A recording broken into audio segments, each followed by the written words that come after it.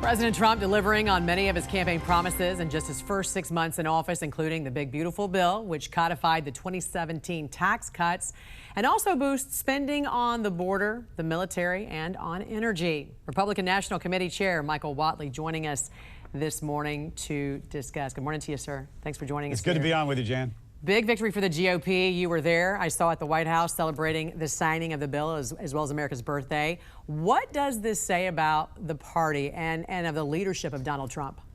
Well, look, this party is completely unified behind the president and his agenda, which is the America First agenda. And the fact that we were able to get this bill done and complement what he's doing within the administration means that our economy is going to be stronger and stronger and stronger, that every American family, every American community is going to be in a position to do better. And that's really what we fought for and what we won over in 2024. And Chairman, while Republican Congress members are taking this victory lap, you know, Democratic members are on their own tour in their districts criticizing measures in the bill. Specifically on Medicaid and on SNAP. How will this bill reduce waste and abuse of programs like Medicaid and SNAP for low-income families?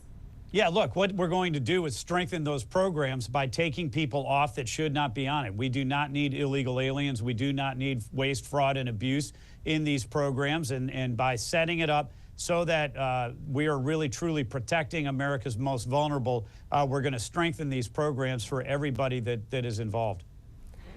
I want to read to you an article that I saw yesterday on Axios about Democratic members of Congress facing demands from their constituents to break the rules and, quote, fight dirty.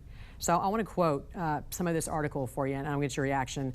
A House Democrat told Axios that, quote, "The grassroots wants more. Some of them have suggested what we really need to do is be willing to get shot when visiting ICE facilities on federal agencies." Another Democratic lawmaker said constituents have told them civility isn't working and to prepare for violence to fight to protect our democracy. And yet another House Democrat told Axios, "What I have seen is a demand that we get ourselves arrested intentionally or allow ourselves to be victims of violence. And a lot of times that's coming from economically very secure white people."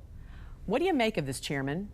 I think it's frightening. I think the fact that we are seeing this type of rhetoric right now, mostly coming from Democrat leaders, is inciting the type of violence that we're seeing in Texas.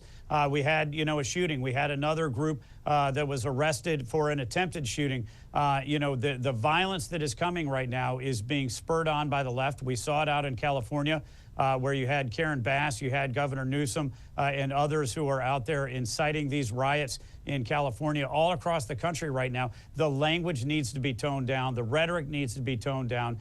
We do not need these exhortations towards violence, because what they're going to do is create violence. They're going to get people hurt, including our officers. And we need to back the blue right now, and we need to enforce the laws all across this country. And finally, I know you're a big proponent of election integrity. I did see your latest tweet regarding mail-in ballots in Kansas and a lawsuit that was filed there. What's the situation and what's the RNC doing about it? Yeah, Kansas is one of many states right now that accept ballots that come in after Election Day through the mail.